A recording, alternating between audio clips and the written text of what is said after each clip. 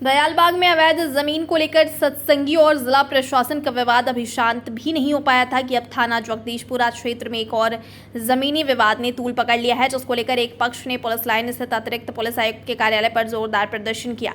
वरिष्ठ अधिवक्ता सुरेश चंद्र सोनी के नेतृत्व में दर्जनों की संख्या में क्षेत्रीय लोग वहां पहुंचे और स्थानीय पुलिस की कार्यशैली को लेकर जमकर नारेबाजी की। प्रदर्शनकारियों ने अपर पुलिस उपायुक्त शिवराम यादव से मुलाकात कर जमीन पर मालिकाना हक जताया और उस पर कुछ लोगों के द्वारा जबरन कब्जा किए जाने की भी बात कही।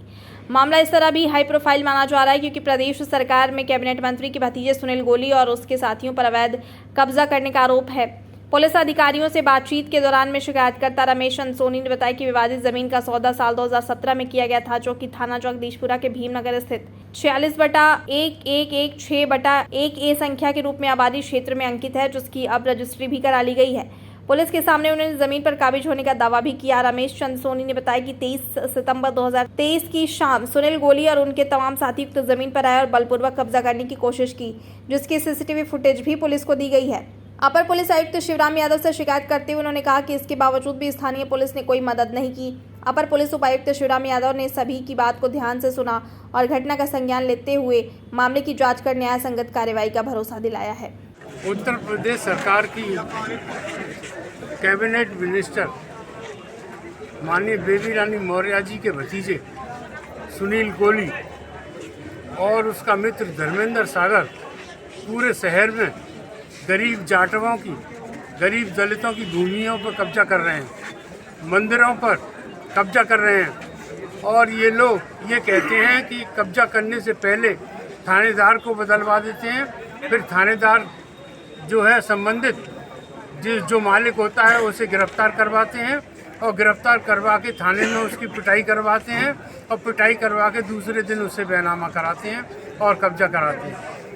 कल 23 तारीख को बेबी रानी मौर्य जी के भतीजे ने खुद 543 वर्ग गज भूमि पर सरे बाजार हथियारों के बल पर कब्जा करने का प्रयास किया, जिसकी सीसीटीवी फुटेज हमने उपलब्ध कराई अधिकारियों को।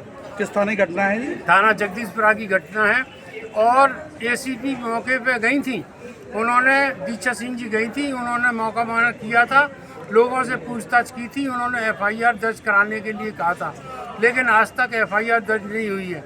नरीपुरा में मंदिर पर कब्जा कर लिया है, जगदीशपुरा में ज़मीन पर कब्जा करना चाहते हैं और एक किशोरपुरा में बगीची है, उस पर नंदराम की बगीची कहते हैं, उस पर कब्जा कर लिया है।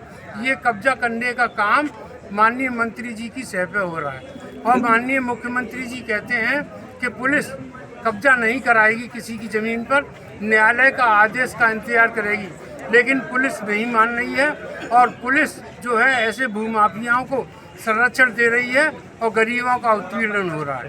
प्रकरण ये है कि सुनील गोली है, बेबी रानी मौर्य का भतीजा है। इसका उस ज़मीन जो मैंने खरीदी है, उस ज़मीन से इसका मैंने 4 साल पहले ज़मीन खरीदी थी, एडवांस दे दिया था उसको 2017 में, और इस ज़मीन से उसका कोई लेना देना नहीं है। मैंने ज़मीन अभी ये खरीदी है, इस ज़मीन पे जब हम ज़मीन को अपनी जगह से जब बाहर थे तो इस जगह पर वो कब्जा कर रहा था, अपने सीसीटीवी कैमरा लगा रहा था, दरवाजे की जो कुंडी उसमें लगाई है, लोगों को अंदर मारपीट की है उसने, हथियारों के बल पर करीब 30-40 लोग आए हैं और कब्जा करने की कोशिश की है। लेकिन जगदीशपुरा ऐसो उस समय मौके पर 3 घंटा तक तांडव बाजार के अंदर मचा रहा है।